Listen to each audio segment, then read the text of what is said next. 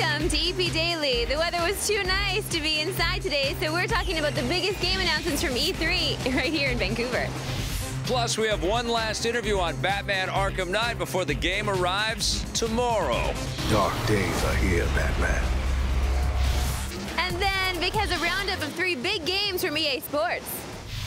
Also coming up, we have some old school Batman action with a classic cartridge review. We check out the action RPG Transistor on the iOS devices and much more today on EP Daily. Brought to you by EB Games. I'm your host, Marissa Roberto, bringing you the latest in everything cool every single day. It's great to be back home after an intense week at E3, so let's recap some of the biggest games announced in the rundown. Bethesda kicked off E3 with their first ever press conference. They spent the majority of their time talking about Fallout 4, but they also announced Dishonored 2. The developers haven't named a release window, and since no actual gameplay was shown, don't be surprised if it doesn't ship until 2017. Next up, Microsoft announced loads of new games. The new car-RPG Forza Motorsport 6 is racing to the Xbox One, along with the deadly Gears of War 4. Microsoft's subsidiary Rare is working on Rare Replay, a game collection that will include 30 of their best titles like Battletoads and Conker's Bad Fur Day. Rare is also working on an all-new pirate-themed adventure called Sea of Thieves. And one of the most surprising announcements from Microsoft was Dark Souls 3, which is coming in early 2016. Electronic Arts mostly showed off Star Wars Battlefront, but a new game announcement was Mass Effect Andromeda, the long-teased new installment of the sci-fi franchise. Mirror's Edge Catalyst also got its debut, and we can't wait for it to launch in February 2016. Ubisoft announced 3 new games, the open-world Tom Clancy's Ghost Recon Wildlands and melee combat game For Honor, and finally South Park, The Fractured But Whole. As for Sony, they unveiled Horizon Zero Dawn from the makers of the Killzone series, the new Hitman game, simply titled Hitman, and the long-rumored remake of Final Fantasy VII. We're also getting a kickstarted Shenmue 3, something fans have been begging for. Sony also confirmed that The Last Guardian is still alive and well and on track to hit the PS4 next year.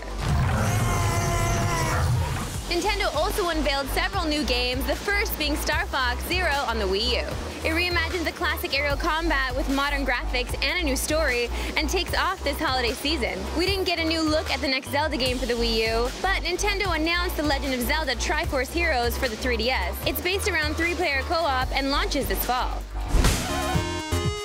Those are some of the biggest games announced at E3, and you can check that all out at epn.tv. But now here to tell us what games he's looking most forward to is Victor Lucas. Hello Victor. there. Hi. Okay, so I know you're excited about a lot of things. You know me. Yes, you're excited about a lot of things, but I'm surprised that you're so excited about For Honor. I really am. I played the game and had a great demo with it, and I felt like the Ubisoft Montreal team is trying to create something very different with its sword combat. Yeah. It was very visceral, and that's a word that gets used a little too much in the video game industry, but I really felt like I was heaving a giant broadsword and taking down somebody, and it's new. It's fresh. It's new and fresh, you're right. We do need that. Something that's not new and fresh is Just Dance 2016, and I did a demo of that. I always think that I'm done with this stuff completely, but then I jump into it and play. You know what?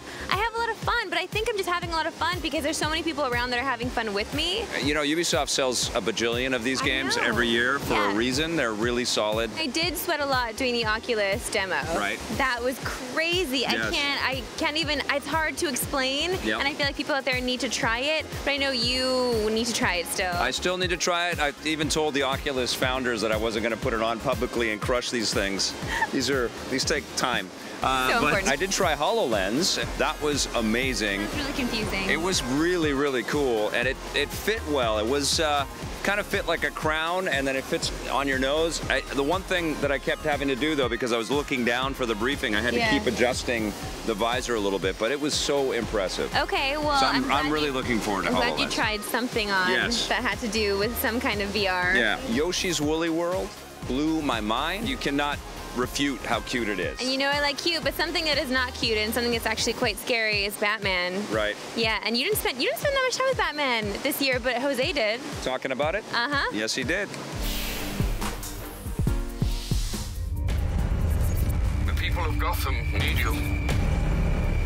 The bat signal is shining in the sky because it is finally upon us, talking about Batman Arkham Knight. Now this game, I know you guys have been working on it for a long time. Seriously. Why is this such a great time to release a brand new Batman game? For us, it's the best time to tell the story that we wanted to tell and bring it all to a close. We've got to shut this chapter down, because we've been telling this story out for a long time, the story from Arkham Asylum all the way through to Batman Arkham Knight.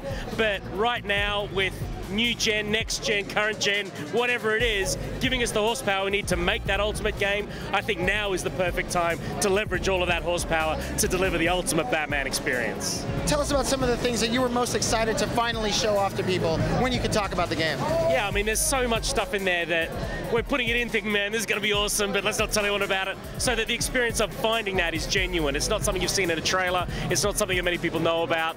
I mean, a lot of that stuff comes in as part of Riddler's role, because he's always doing secretive stuff. The way that we've handled Riddler trophies, I think people are really going to love this time around, because there's not so many, but they are super high quality in terms of the puzzle that it takes to unlock them. And then, as always, you know, whether it's the sign on the front of a shop or a headline on a piece of newspaper that's in a puddle on the bitumen of the road, there's just billions of, no, maybe billions is an overstatement. There's a lot of fanboy content in there that turns us on, because that's what we are. We're just fanboys. One of the coolest things that everybody was stoked about, you guys bringing the Batmobile into the world of a Batman Arkham game. Yeah. How much fun is that to get to just, you know what, we're going to create a Batmobile. It's going to be the most awesome version of the Batmobile you've ever seen, and give it to people that they can play with and drive around the city. It's freaking terrifying. Could you imagine if someone came up to you and says, like, design a new Batmobile, there you go. Like, where would you start? What do? You can't just copy someone else's. And at the same time, it needs to be drivable, it needs to be fresh, it needs to be innovative, it needs to be powerful, it needs to drive fast. All of those things were technical and creative challenges on a massive scale. And on top of that, you've got this pop culture icon that you are given the keys to. So making it look freaking sweet, making it do everything it needs to do. We were paralyzed for the first couple of weeks when we were just like letting that sink in. And DC were like, look, just calm down and just go for it. Just follow your hearts, follow your heads, follow your passion, and make something brilliant. And I think it's just such a beautiful end product. Man, it's just badass. Dark days are here, Batman. Getting to work on Batman itself has got to be a cool thing. How much cooler did you guys make Batman this time around for the people that can't wait to get their hands or their heads under their cowl? We had to make him cooler and more powerful. You know, he is at the height of his powers. So everything that he has experienced and developed throughout the entire trilogy, he has all of those things under his belt or in his belt. And the burden that he carries, I think, really shows in Kevin Conroy's performance as well. Like, he's heavy with his own destiny, and that's why I love just listening to Kevin's voice, because you can hear the trilogy in his voice when he speaks, and he's super cool. I mean, come on, people, it's Batman, it's Arkham, it's the night, it's all going down. Batman Arkham Knight, courtesy of Rocksteady and WB. Thank you so much, man. Pleasure.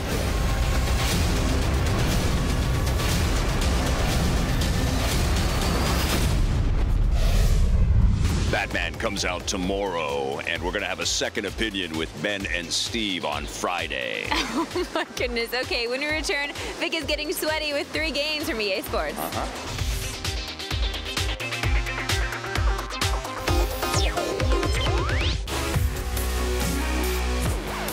Welcome back to EP Daily. We all know that I'm a big baseball fan, but I dabble in some other sports as well. Speaking of them sports, here's Victor Lucas now with an EA Sports Roundup.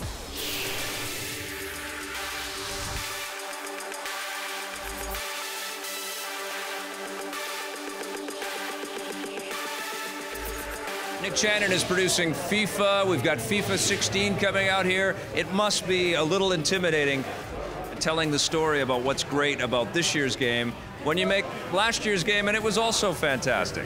Well, thank you very much. And obviously FIFA 15 is a game we're very proud of, but it's always exciting to talk about the new features and people's reaction to it. We're listening to the player feedback. We've worked a lot on the game defensively, but also with our no-touch dribbling feature, creating a great balance to our game this year. And I think one of the biggest parts of the story for FIFA 16 is obviously the inclusion of female players in this thing. I think it's a long overdue feature, and it must feel pretty good. I'm the father of 2 daughters who both play soccer, so they're very excited about this feature. And for me to announce it for the first time is a very proud moment. We've been wanting to put women in our game for a while, but we wanted to do it right. Well, the first time we did it, we had to do it properly, and that meant some technology had to be put into the game. We had to rework all our body scaling so that we could get the proper female body type. We've done a lot of work around hair simulation. We could never actually simulate hair in our gameplay camera and keep 60 frames a second. We've done a lot of work of adding new locomotion. We've taken our new head scanning technology and sent that around the world to get images from the players and from the teams to make them look as authentic as possible. You guys really worked really hard, I think, to give us that next level looking experience. How do you improve on that? Continue to take it to the next level. So this year, we're bringing back the EA Sports Hockey League first and foremost, the mode that a lot of our core fans really wanted to see. And they want an even playing field, skill-based gaming. So for us on the gameplay side, it's really important that you deliver a balanced gameplay, making it fun to play from every single position on the ice, reworking our user-controlled goalies, make sure it's fun to play as a defenseman, fun to play on the offensive side of the puck, new precision skating in the game this year, and also brand new puck pickups as well. Just really giving you a next level of control in our game, so making it more fun to play from every single position. PGA Tour is all new this year. Basically, this is a ground-up reimagining. Using the Frostbite 3 engine, take us into the design choices of PGA Tour that people have never seen before. Yeah, so it's pretty unique actually in sports. I mean, this is a from-scratch game. It's rare you get that. And to your point, yeah, we started from scratch with the Frostbite 3 engine. And that really allowed us to do some amazing things. First off, obviously visually look at it, the game looks incredible. The courses, real or fantasy, look just like they should. But the main thing is it allowed us to load all 18 holes at the same exact time. And if you play a lot of golf video games, that load for 30 seconds between every hole is miserable. But now that you have all 18, there's no more loading. You literally take a round, took 45 minutes, takes you 15 minutes, now done. Same experience, same amount of gameplay, but you're just not waiting around for anything. It's really made a profound difference in the way you play the game. PGA will be out next month, but if you want FIFA or NHL, you'll have to wait till September. Now, being a sports legend would be pretty cool, but you know what would be even cooler? Being Batman. Here is a classic cartridge review of Batman on the Sega Genesis. Batman reigns supreme in Victor Lucas's heart, but he was on video game consoles a very long time ago. We're talking about the Sega Genesis version. This dates all the way back to 1991. It's based, of course, on Tim Burton's film from 1989. Victor Lucas, is this Final Fight but reskinned for Batman?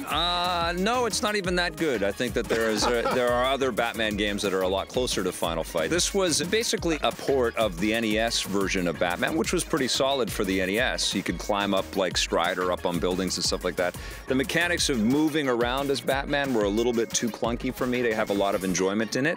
I do like the sprite graphics, and I did like the update of being able to drive the Batmobile and the Batwing and a couple of side-scrolling shooter-type variations on the gameplay. And it's fun to go back because they've got all of these Michael Keaton and Jack Nicholson little sort of pixelated cutscene sequences. Which is something that you could do on the Nintendo, but you could do when you got to the Genesis and the Super Nintendo. Yeah, there were more sprites available to the developers. Some more sprites. But it didn't look like the best that the Genesis was capable of. It looked pretty rudimentary, even back then and especially now. And this was one of the long stream of disappointing Batman games for me. I paid for this game. I bought this game that you and I are reviewing right now. That does not surprise me. I went to the store with the highest expectations. I loved Tim Burton's Batman movies, and I wanted to get into that zone with this game, but the controls are just too clunky, and it's just a little too obtuse, and the challenges are just really simplified. You're just seeing a lot of repeated enemies and repeating vehicles and things like that. Yeah, there's no sense of playfulness. There's no real energy here. Certainly none of what you find in Tim Burton's films. No. And what you get is a really subpar, very starched. This is the way beat-em-ups used to be. They used to be very heavy. They used to never feel like they're quite as fluid, or you never felt like you're in control of Batman the kind of way that you wanted to be in control of him. And there's not a lot of game here. There's some levels where you can drive the Batmobile and you can fly the Batwing. Is that what that's called? Yep. I don't know all these things. I have to start taking your VHS series of how to become a Bat fan. But I don't like this game. I didn't like it back in 1991, and I don't like it now. Yeah, and it's so disappointing because even today when you go back, you still want to get that boost. You know, you still want to get that nostalgic bat boost when you jump into something like this. And we have such a fondness for scrolling games on the Genesis and on the Super Nintendo.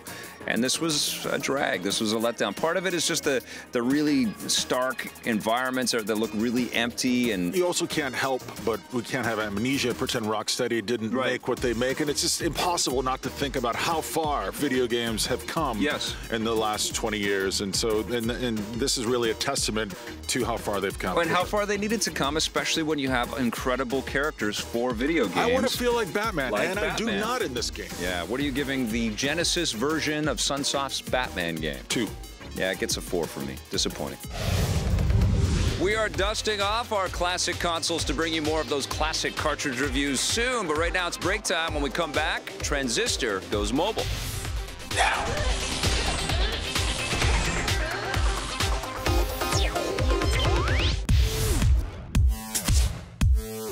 EP's mobile coverage is brought to you by Gameloft, makers of Dungeon Hunter 5, which you can play for free on iOS and Android right now.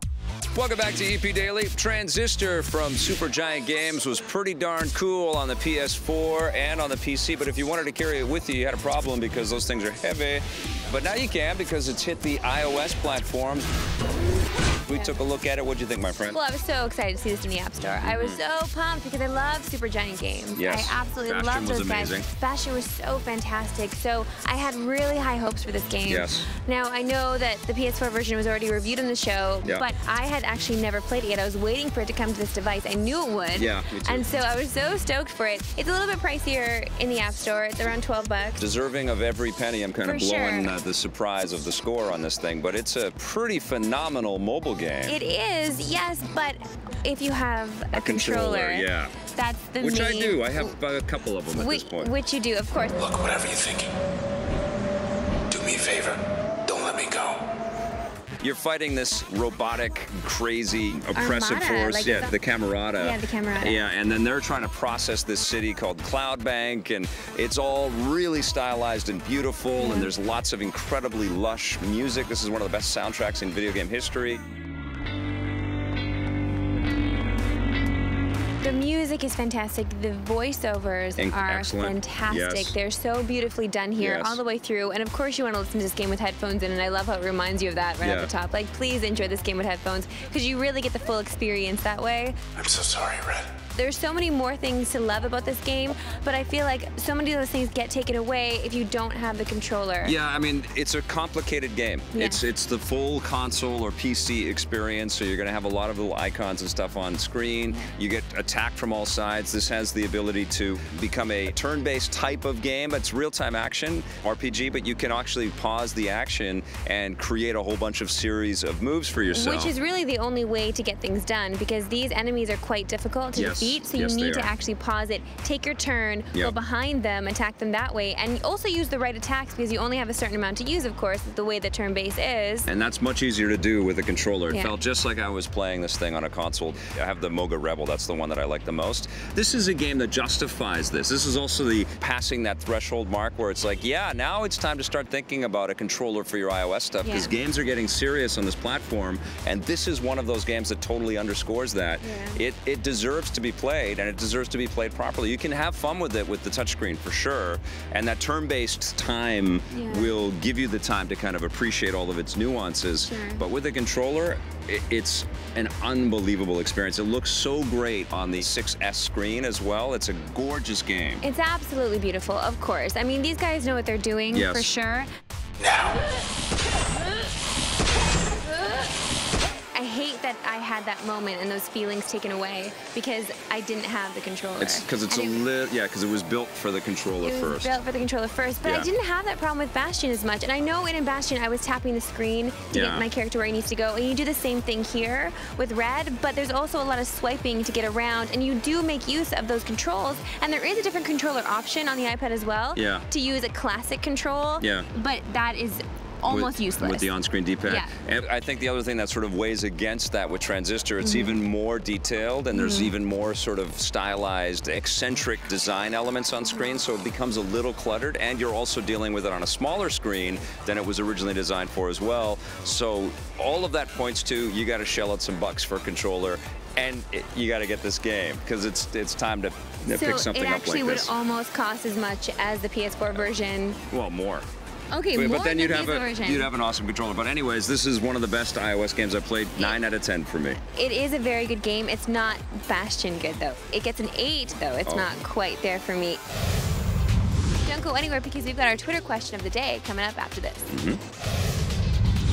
If you want more EP, go to our website, epn.tv, for bonus content and full episodes. We're also on Facebook and Twitter.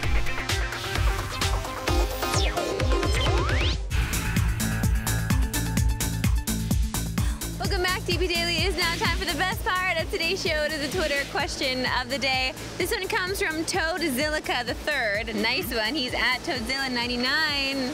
98 must have been taken. Right. He says, anyone else notice the current gen game start screens seem to all have angry men staring at you? Hashtag anger. It's true. I think that started with Batman, and well, maybe it didn't start with Batman, but certainly that's been a big part of it, right? Yeah, there are angry people on the start screen, right? Yeah, I guess so, yeah. Yeah, they want to show off the models and all the detailed work that's happening with all these characters, and everybody is, like, the stakes are high, the peril is real. So they want to seem serious. Yes. But a good trend at E3, lots of female protagonists, so maybe we're going to see a lot of games with angry females. Angry women staring at you. Yeah. Or just, scorn women. They're out to get you, and you want to be that person. I get it. Yeah, and if you want to tweet us some pictures of you as an angry male or female to our Twitter, please do that. We will share some of those on our show. Amazing. And meanwhile, get caught up on our website at epn.tv. We've got more coming for you in the next episode of EP Daily, including a new look at Street Fighter V. Thanks for watching. Bye. EP would like to thank its sponsors, Nintendo, Xbox,